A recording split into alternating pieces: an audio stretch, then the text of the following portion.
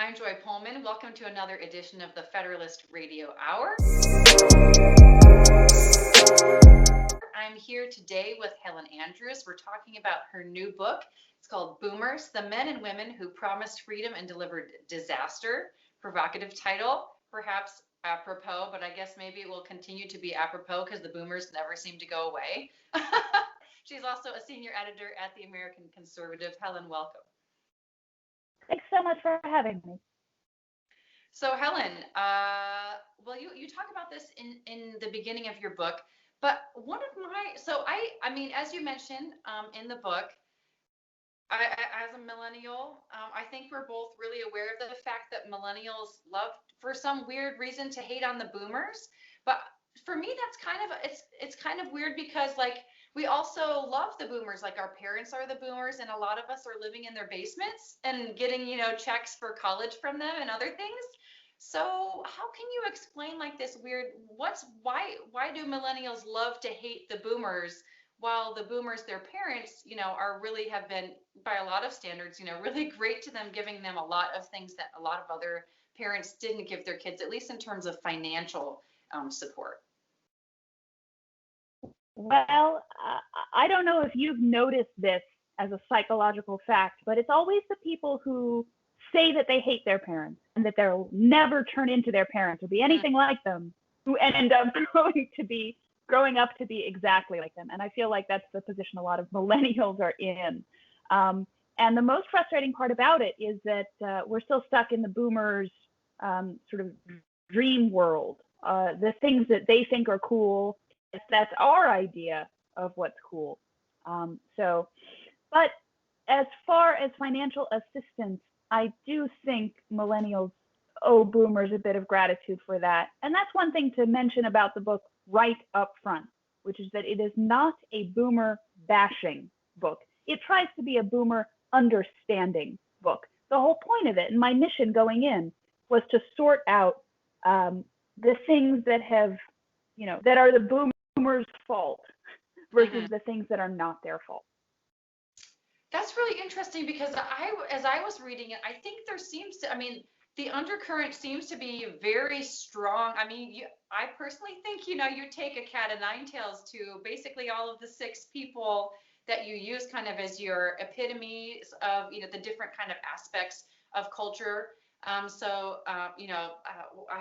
have the list in here, but, law, academia, race relations, that sort of thing. And so you kind of use this trope that, from I think it's a Victorian era novel of taking kind of exemplars in each of those categories and then using them both personally, but also to discuss about kind of the field that they represent.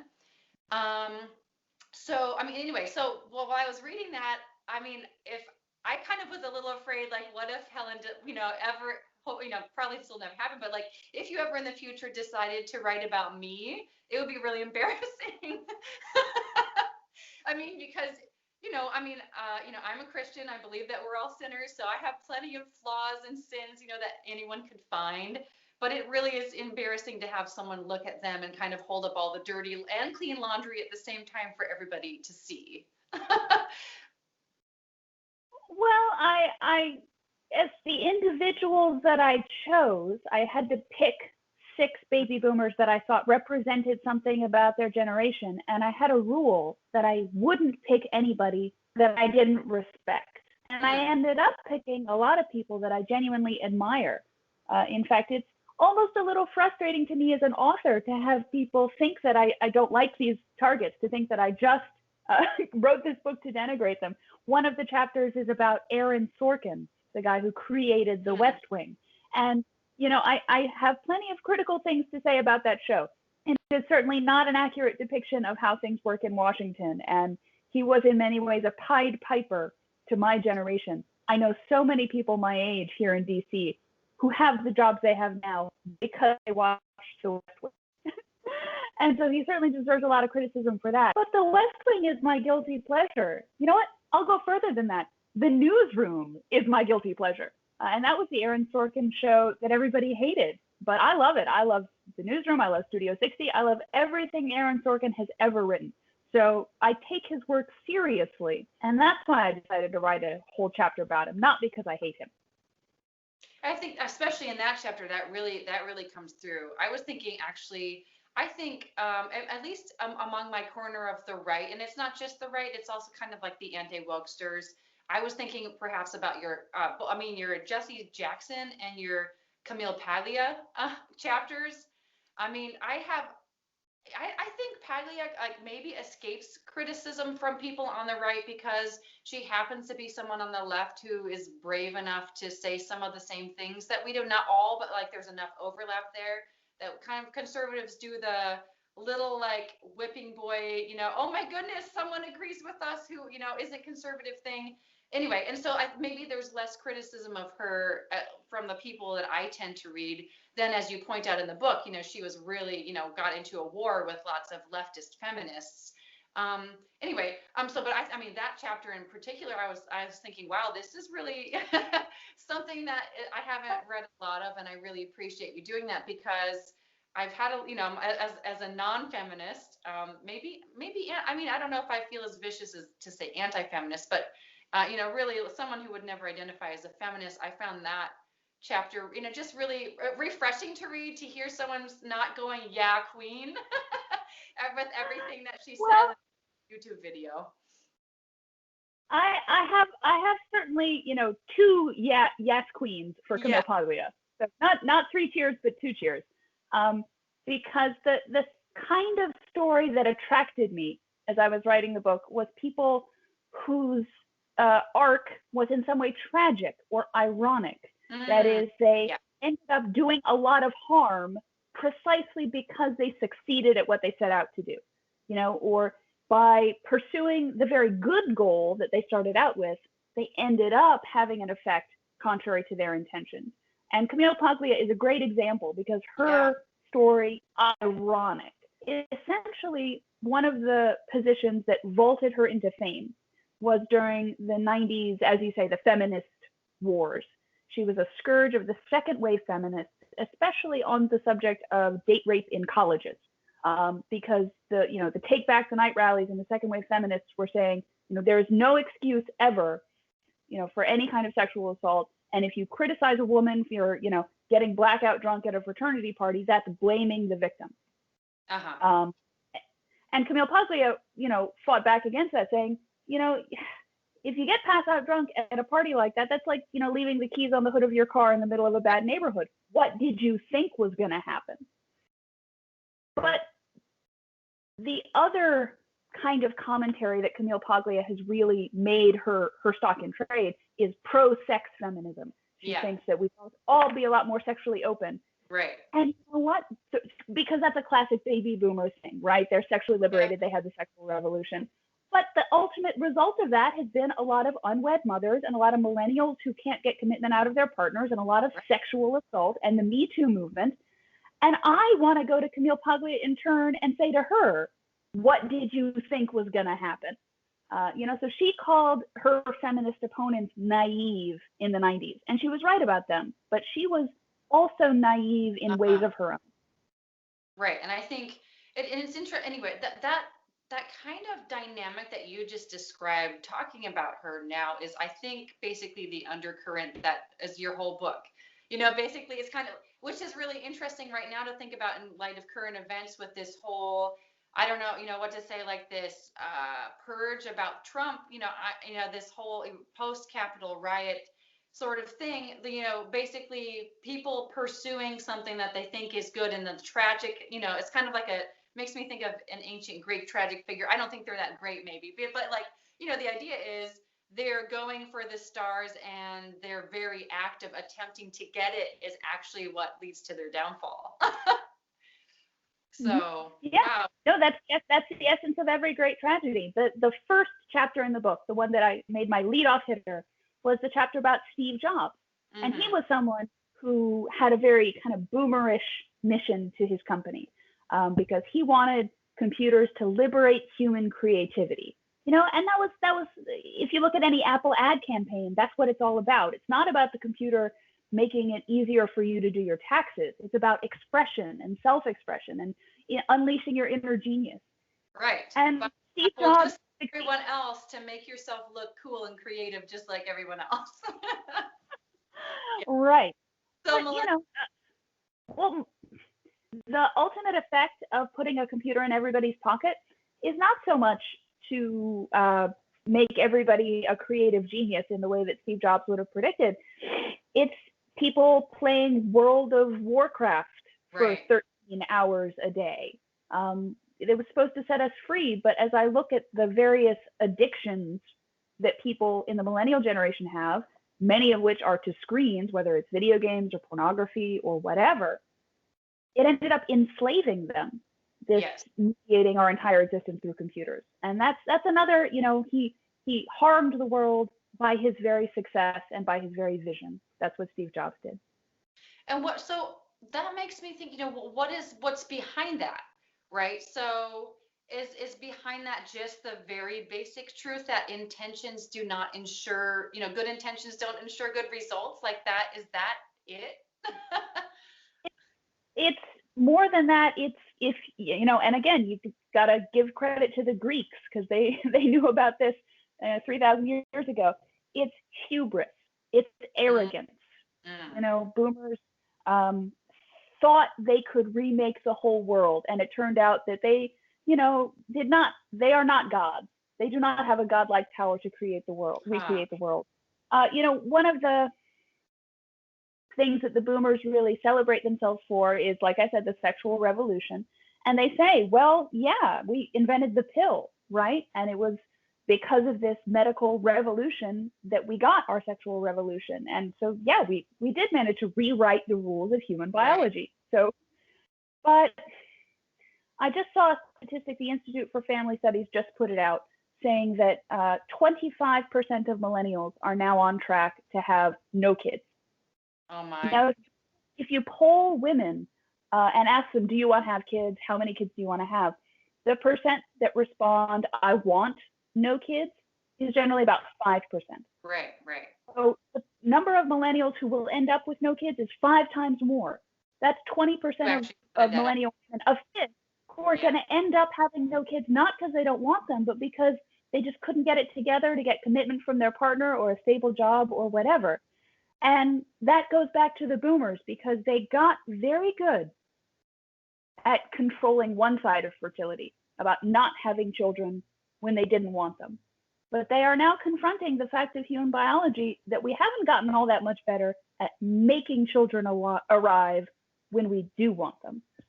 You get a lot of millennial women kind of getting up in the age when their fertility is declining and looking around and realizing nobody told me that it was going to be so hard to have kids at the age of 37. So that's an example of the boomers being arrogant and having an exaggerated sense of their control over the universe, and in the way that the universe always does. It was kind of teaching them a lesson in humility, that they were not nearly as powerful as they thought they were. I'm not sure, however, that our culture, if is really getting that message. It seems to me that what we're really seeing right now is in every single area, basically all of those mirages, those, assumptions that we could transcend the limits of the past are very clearly failing. But rather than acknowledging that failure, it's kind everyone's just doubling down. It's kind of like this, talk about communism, right? We didn't do the 5-year plan hard enough, which I've kind of, and I, in just kind of growing up, I have become aware of the extent to which people are able to hold two completely disparate ideas in their head at the same time. But it still seems to me that is, this was kind of, I always wonder, like, how far does the stretch need to get, or how high do you have to fall to climb before you start falling back down to earth?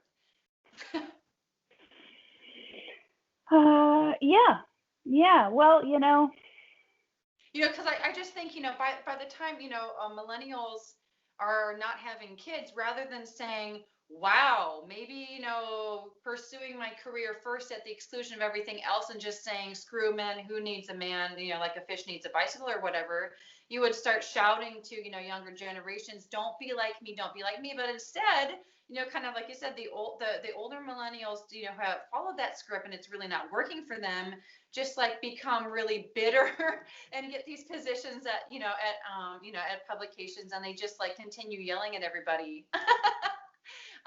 Kind of reinforcing the fact that, you need to do what I did to kind of, back up my failure and make me feel like I didn't feel like I wasn't following bad advice.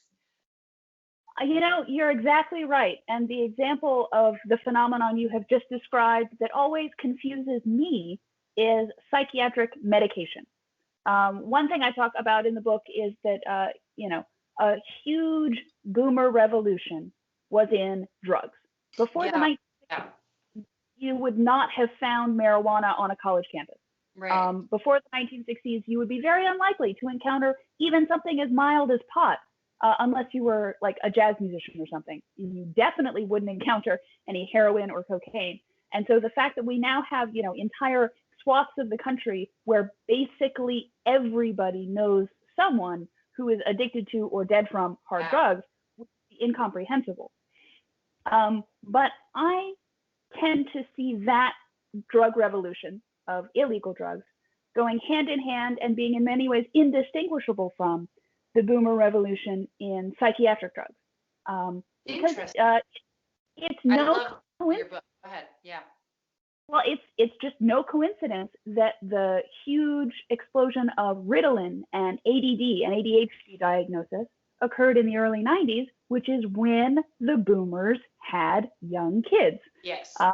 And so they were the ones who said, oh my gosh, I never wanted to exercise authority, but now I have this small child in my house who's really demanding, and I want him to just shut up. Is there a pill we can give him? Yeah. And so Ritalin was targeted to the baby boomer market, because everything is always about the baby boomers. And one thing I've noticed among some millennials is that, they were put on Ritalin or antidepressants by their parents when they were teenagers, and have just kind of stayed on it. And you get some of them reacting negatively. They get to their midlife crisis and they say, do I even have any unmediated experience of my own personality if I've been on these drugs my whole life? But you also see some people going to the other extreme, which is what you're talking about. Millennials who should know better, who have had bad experiences with, drugs, instead deciding they're going to base their whole identity on it, right? They're going to say, I'm going to cling to my psychiatric diagnosis. I have a chemical imbalance, and that's the most important thing about me. And don't you ever question. Some dysfunction that now everyone needs to make accommodations and recognize me as a anxious person or whatever. Yeah. And you almost can't blame them, right? Because if you've got all the sadness and pain inside, and society is telling you, here's a label you can give it, and it will give you access to a community of people who care about you and understand you. It will make society recognize your pain as legitimate. Of course you would grab onto that. But I feel like a backlash is coming at some point when the millennials are going to say, drugged up is no way to go through life, especially because, taking lots of drugs was something the boomers did to themselves, but taking lots of drugs for the millennials is something that was done to them. Uh-huh. Well, this kind of brings up the question for me that I think about all the time in terms of, my it's not just a generational question, but also a personal one with friends and family, young peers that comes up when we talk about, life, families, whatever. I mean, at what point are we going to stop blaming the boomers for what is now our adult life? At what point are you going to take responsibility and say, okay, well, maybe my mom put me on Ritalin or whatever, but I am now as an adult continuing to take that.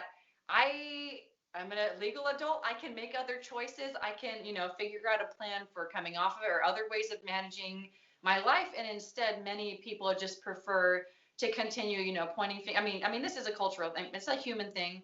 But that's another kind of one of those, at what point are we adults and we are responsible for our own behaviors? And we say, yeah, absolutely, our parents influenced us. Can't get away from that. That's the way it's been, since the dawn of human history.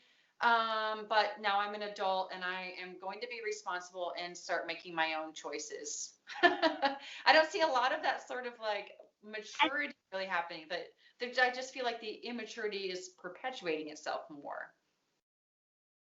Well, tragedy of the millennials is that they know they need to make better choices than the boomers did, right? Because they know the boomers made a lot of mistakes. They know they need to do better. But in a lot of ways, it's hard for them to make better choices because the damage the boomers did was so systemic that a lot of the good choices that the millennials want to make and know they should make are just not available anymore. You know, it's a statistic that I love is that only 5% of boomers were raised in no religion. For millennials, it's about 5 times that. So nearly a quarter of millennials were raised in no church at all. And the boomers were kind of cavalier about throwing off religion. But at least they had that foundation. And when they got older and became a little less rebellious and grew up, they decided that they wanted to go back to religion. They had those resources to draw on. Whereas millennials look at the world and say, wow, deciding that religion was, you know, bad and taboo and getting rid of it and kind of removing God completely from the public square, that was a bad idea. That's had some bad effects. Let's undo that. Let's go back. If you have never had any first-hand experience of religion, it's really hard to kind of say, all right, the church decides that. A place that is a church, not like a cult. Just to close that comment, I knew people in college who had never firsthand seen anybody pray, like ever, not even so much as saying grace, you know, over a meal, just had never seen it. And to reach the age, you know, to be in your 20s and have never seen that, in any other decade would have been, but all human learning is done by imitation. And so if you've never seen something, it's really hard to start to do it yourself. And I think that is actually at the heart of kind of the millennial critique of the boomers, because, and you say this, you know, I think you really crystallize it by the end of your book, but basically what boomers did was it's the same thing that the same dynamic happened financially and culturally. So you were just talking about the cultural aspect, but also economically. Basically, boomers took all the resources of the previous generation, consumed it, and then took all the resources away from the next generation and consumed it. You know, so it rather like, you know, actually, you know, I mean, I have, you know, I selected a couple of quotes, you know, to kind of think here, but basically, you know, boomers are kind of like eating at both ends of the stick, and that's really the criticism of them. You say in the book, and I'm going to paraphrase, but basically the nutshell of the criticism, I think, is that they are the first generation to leave their, certainly the first American generation. I'm sure this has happened before in world history, but the first American generation to really leave the world in a you know, their kids in a worse place than you know, so they took the inheritance from previous generations. They used it all on themselves, and then they took their kids' inheritance and used it all. So basically, they used everything up on themselves and left the world worse. You know, and so I think that's really kind of the reckoning that, you know, millennials have in the back of their minds, like even financially, like, okay, you know, and you mentioned this in your book. You got really cheap college. I got really expensive college. You know, you got really cheap college, and, you know, universities and the governments took out debt that now I have to pay off, as well as me paying inflated college costs, you know, on down the line. So I think that really is just the consumption, the appetites. The boomers really unleashed their appetites in a way that left their kids with really fewer resources, like both economically and culturally, than they had been given. And that's really why millennials and others feel cheated, really completely cheated. And there's a reason why I start off the book looking at the economic story. It's one of the first examples that I mentioned. And the reason is because I really wanted to decide definitively whether or not that was the boomers' fault, right? because, and, you know, it's obviously unfair and annoying to a millennial that when you know the boomers could have a middle class lifestyle on one income, or that they could go to college, graduate with no debt. But you know, they happen to have their youth at the moment of America's greatest prosperity in the 20th century. You know, right after World War II. So is that their fault, or were they just lucky? Because if they were just lucky, I didn't want to blame them or get angry with them. And ultimately, I decided that, you know, in some ways they were just lucky, and that's, you know, not something we can blame them for. But the sort of Uberization of the economy and the fact that millennials now aspire to gig jobs rather than stable, secure jobs, that's not just a matter of being unlucky and they were lucky. That's something that they did to the economy by making jobs less stable and more precarious and more casual. One of the examples that I use is Silicon Valley in the Steve Jobs chapter. We think of Instacart and grocery delivery as being something cool and new that, you know, only arose in the last few years. You know, in the world of the iPhone, it was iPhones that made grocery delivery possible. But actually, when you think about it, the technology for something like Instacart existed in the late 90s. You know, you don't really need all that much as just an address and logistics. The reason why grocery delivery did not take off in the original dot-com boom had nothing to do with technology. It was because they hired their drivers on full salaries and with benefits. Right. So there's none of this, you're going to be like an Uber delivery man, you know, picking up gigs on a case-by-case basis. You know, you had to have a stable job. And if they had tried to run, if they tried to run their firms with, you know, Uberized employees and temps in the way that we do now, they just wouldn't have gotten enough workers to accept it. So they had to pay their people full salary. So the fact that the economy would not support something like that kind of business model in the late 90s, but will support it now, I think that says something bad. That's an indication that the economy is in many ways worse, and definitely worse from the perspective of a millennial. Right. Yeah. Well, I have a question that I've talked about like the boomer millennial thing with a lot of people, including a number of boomers.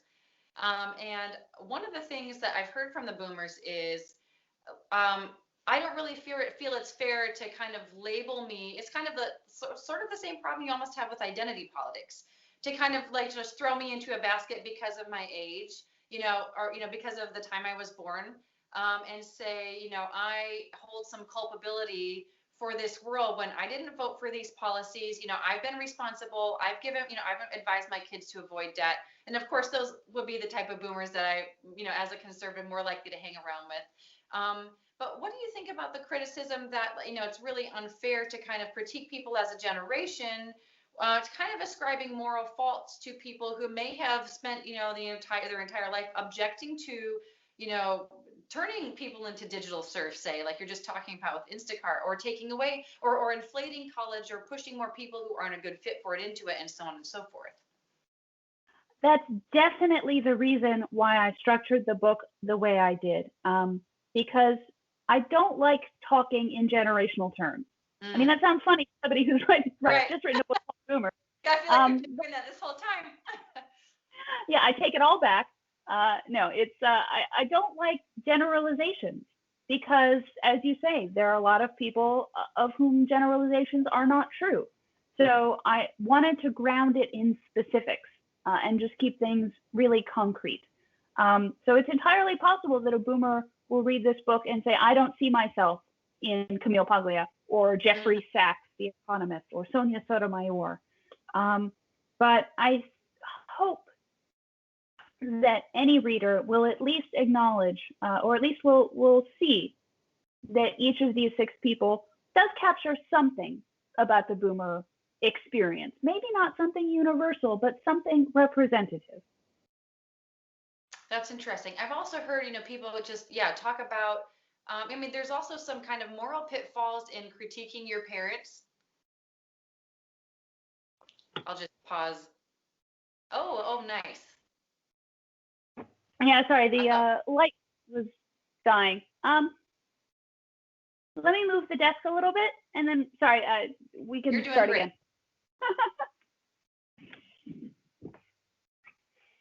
I like your brick wall here. Is that real? Yeah, this is up in the attic. I have an attic office.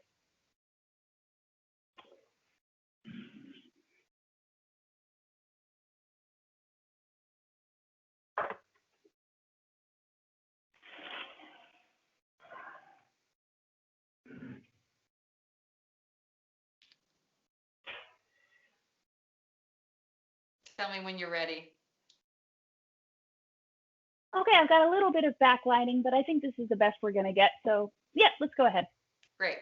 So the thing I was going to next say, kind of related to that, is I've heard a critique by a woman named Rebecca Curtis on a podcast I listen to called Issues, Etc. I don't think she was responding to you specifically, but this general dynamic we discussed earlier about kind of millennials loving to hate boomers. And one of the things that she brought up is kind of there's a moral question there when you criticize, your fathers, your fathers and mothers. You have to be. I personally think, that it's okay to do, but you have to be careful about it, right?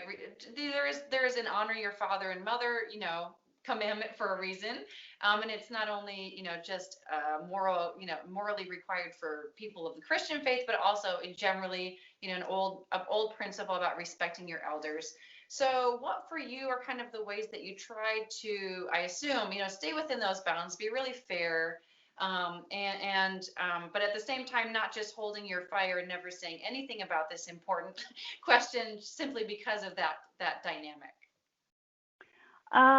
It's certainly a principle that I try to live by. I'm a conservative. I like old things. I like old people. I'm old-fashioned.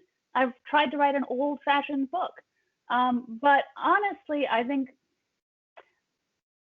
the boomers are the last people in the world who are in any position to tell people to respect their elders. This is the generation that gave us don't trust anybody over 30, and who really tore down every institution that they inherited because they said that whatever their parents had done was irrelevant to their experience because they were living in the new modern world. So, the boomers are the most iconoclastic and anti-filial generation in history. So it's pretty rich if they're going to turn around now and say, respect your elders. Oh, that's a great point. Well, actually, in my personal experience, that is something that boomers do, but motivated reasoning happens to everyone. And related to that question, so this is another thing that's come up in discussions of boomers. As you know, I have had lots of discussions about boomers with my millennial peers, and one of them is how much blame or how much of the boomer aspect and ethos that you're criticizing that's worthy of criticism should also be kind of relegated to their parents, right? You don't necessarily, there is someone who's kind of like letting loose on the reins, to let your kids go to college and do drugs and, be sleeping with whoever. And instead of, I personally feel like if my kid comes home and says, hey, Mom, I'm sleeping with my girlfriend and I'm doing drugs, I'd be like, well, not on my dime. You may be an adult and, I can't stop you, but I'm not paying for that. So there's, again, how much of this kind of is turtles all the way down? There is also something to be discussed about the poor, perhaps, parenting practices and the tolerance of the boomers' own parents. I can't hold it against the greatest generation too much because the boomers' parents did make a mistake, but the mistake they made was a very understandable one. They were people who had lived through the Depression, who had lived through World War II, and they just wanted to give their kids the easy life that they had never enjoyed. They wanted their kids to be happy and to never want for anything. And the problem is that the boomers' number one vice is narcissism. But you almost can't blame them either, because the reason they're narcissists is that they grew up at a time of great prosperity. They were demographically the biggest and most important generation from their teens onward. So advertisers targeted ads to the boomers because they had the most money. They were the most important voters because there were just so many of them. So they've lived the first half of their lives in a golden world where everything was easy because America was prosperous and their parents were willing to do anything for them. And that gave them the idea that nothing should be difficult ever again. It's kind of an only child, right? But what had gone through their desire to give their kids a good life. I mean, gosh, that's, if you had been through that much trauma, of course, that's what you would want to do for your kids. And it was just, they didn't anticipate that it would go to their heads quite to the extent that it did.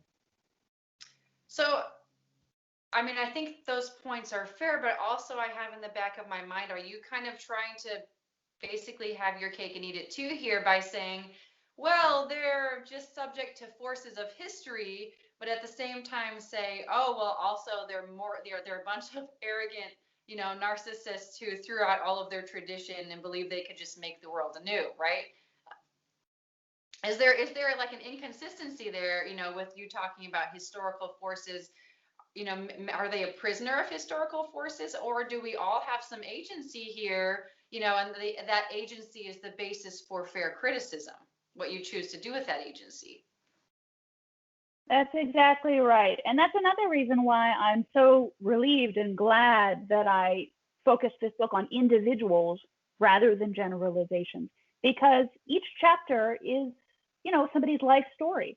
And the hinge and the motor of any life story, any biography, whether it's 50 pages or 500 pages, is choices.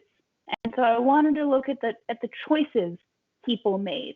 When Sonia Sotomayor arrived on the Supreme Court, she decided that she wanted to be the people's justice. And she wasn't going to go in for any of this dignity of the court nonsense. If she wanted to sell her memoir, shortly after her confirmation for a 7-figure advance, then that's what she was going to do. She wasn't going to let anybody tell her that, that wasn't sufficiently dignified for a Supreme Court justice, that she would go, on talk shows and let the hosts call her Sonia because she was so democratic.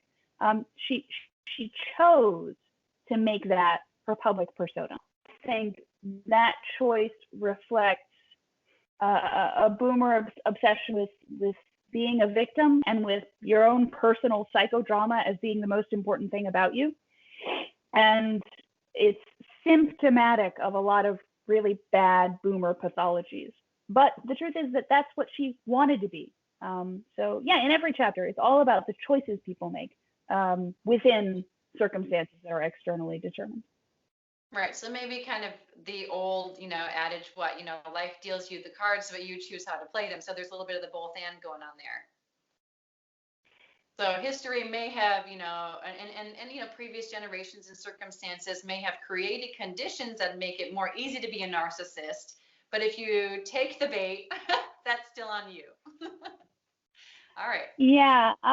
One of the chapters is about Jeffrey Sachs, and a lot of people criticize Jeffrey Sachs for being an imperialist, right? Kind of going around the world to foreign countries and telling them how to run their government. Mm-hmm. And that's true. That is what he does for a living. And I don't really have a problem with that. What I do have a problem with is that he absolutely buys into hook, line, and sinker the modern lefty idea of his predecessors, the old imperialists, the sort of people who staffed the British Empire or the French Empire and who went out to far-flung countries and told them how to run their government in the 19th century. And something in me really revolts against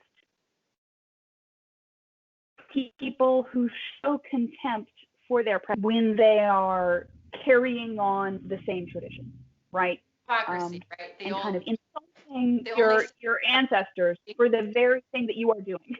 Yeah.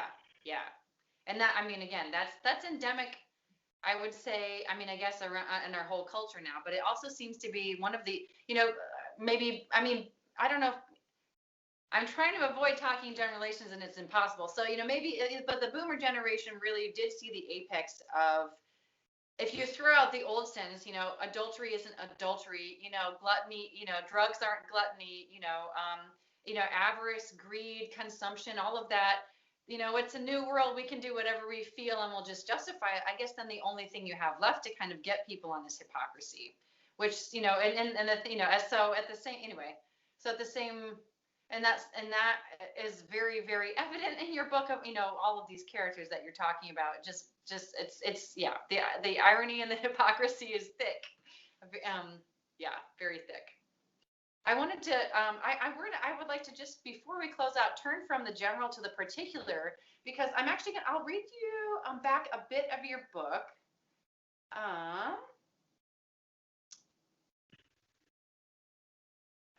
Let's see here.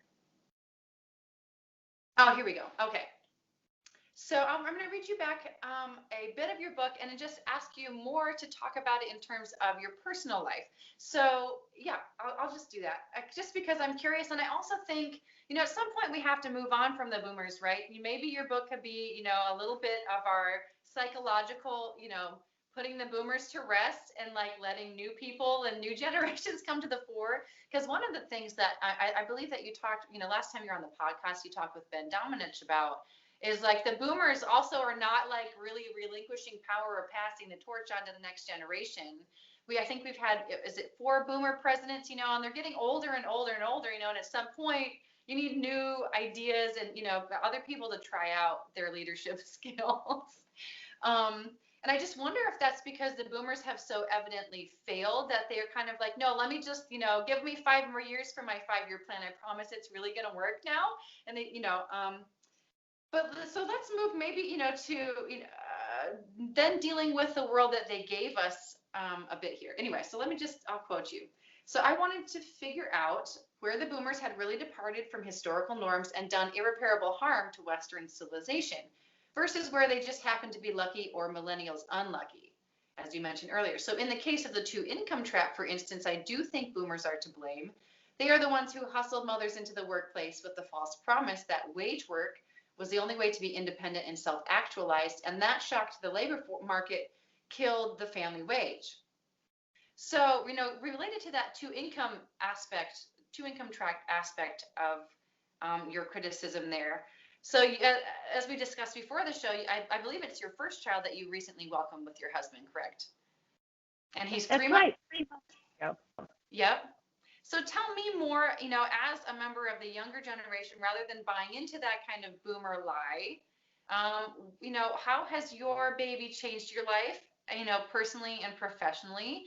And what's kind of I'm assuming you're a millennial, what is your way of kind of incarnating a new way of being rather than the one that you think the boomers, handed to you and was kind of on false premises, or that wasn't really a workable way to live? Yeah, I'm very lucky that I have a job where I can be home full time. Well, I guess everybody's home full time nowadays in the days of coronavirus, but I can be home full time. Well, and I wonder if this coronavirus is going to lead to a revival of stay-at-home mothering, because people who used to be stuck in an office have now gotten a taste of it and realized, wow, this is really great. Yeah. That certainly has been my experience. I mean, I've had our little son for only 3 months so far, and for a lot of that, I was very sleep deprived, and it was a blur that I don't remember. But I have just loved every minute of it. So I am still committed to the principle that, whether a wife goes into the workforce is one of the most intimate and private decisions that a couple makes, and it should be up to them. And everybody should make the choice that's right for their family, and no one should be judged for the choice that they make. But based on my own individual experience now, I am staying at home option is a great one. If there's a way to make that work while having a job at the same time, that's really great. And I'm now very much opposed to any kind of policies that put a thumb on the scale in favor of sending women out because I think we're reaching a point where the kind of model of 2 earners has crested, and people are realizing this isn't really working out great. The percentage of women with children under 5 who work full time hit its highest point ever in 2019 at nearly half, at about 47%. So that's kind of increasing and increasing. And so we're kind of at the moment right before the backlash when things settle into a new equilibrium, because the current situation is not an equilibrium at all. So probably in the next presidential term, we are going to have a serious national discussion about policy responses to how hard it is for families now. And the fact that sending both parents into the workforce seems to just make everything harder. So I look forward to for our kids, if we're all going to be locked down, I mean, that's certainly thrown a wrench into that whole policy discussion for sure.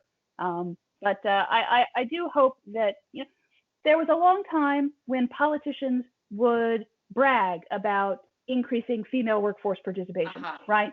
It rose by 10% under my administration, and we're really very proud of that. More women into the workforce. I hope at the very least that misconception, that bragging about something that's not actually worth bragging about, can cease before we start to talk about what policies we need to pass or not pass. Well, statistics like that actually. Yeah, that's great line that I highlighted in your book that had to talk about like offshoring U.S. manufacturing, and you basically said, basically they pulled just like, they really selected only a couple of specific statistics to talk about how great it was for us to, move almost everything that makes everything over to China, but it didn't include a holistic look at, American, basically American. Lower income Americans' ability to sustain themselves, rates of despair and addiction that may increase when there's no jobs available for people who aren't going to be going to 4-year college, so basically you pointed out how like obsession on just random statistics, like who gives a flying leap about what percentage of women are in the workforce? What matters is, are women happy? Do we feel fulfilled? Are the kids being cared for by someone who knows and loves them? Can families pay their bills through whatever like constellation of arrangements they choose? Those are all, rather than like this weird, insane focus on, just like one number or something that kind of technocrats do, and it just screws with everybody. There's a much, really, thinking in human and holistic terms, seems to me. And I don't think I'm sure I'm not the only one on that point. Just thinking about people in terms of their humanity. Anyway, that would be something I like to hear. But I don't know. I mean, I feel like, and I'm not. I feel like our politics is really broken, and I'm not going to expect. If we're going to see policy solutions to that specific thing coming out of a Democrat-controlled Congress and presidency, I doubt that they're going to increase, family togetherness, economic freedom, and other things. No, I'll tell you what they're going to do. They're going to do daycare, child that's separation right. from mothers, right? Yeah, and subsidized daycare just says, if you want to send the wife out to work, we will help you, we will subsidize you.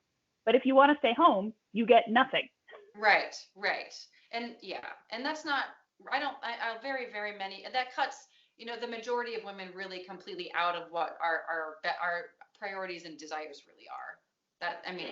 I know that based on the opinion polls, which is so frustrating. Well, and also the fact, when you look at what kinds of women stay at home, it's kind of a bell curve, or an inverted bell curve. Yeah. It's women who are very poor because they wouldn't make enough money at their job to justify daycare, but also women who are really rich, right. And those are women with careers that are worth putting kids in daycare for, but the ones who can afford it are the ones most likely to stay home. And I think that tells us something too.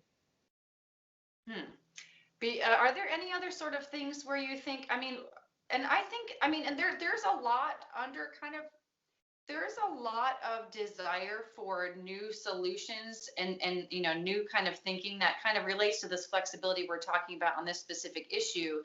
And I honestly think kind of, I don't know if it's fair to blame the boomers, but absolutely the people who are in positions of power, who are still mostly boomers, have kind of repressed that discussion. I think maybe because it's an implicit critique of the fact that their major ideas, don't work. Do you think, and do we just have to wait until they all, go away before we can have more possibilities for these discussions like the ones we're having here actually affecting our politics? Or, what's the point at which millennials can be the adults in the room? I know that the boomers are not going to leave the stage until they're kicked. The one of the highest priorities policy-wise has got to be to get fewer people going to college, which is another way of saying to have a better life for people who don't have a college degree, right? To stop making a college degree the single precondition for having a decent life in America. Yes. It's very hard for the boomers to understand that or accept that because they were the first generation. I mean, if you look at the enrollment in universities, the time when it explodes is the baby boomer generation. Everybody going to college was a thing that they pioneered, and they've been told their whole lives that was a great achievement. Sending more and more people to college, that was, great, go us. And they're really proud of their own college degrees.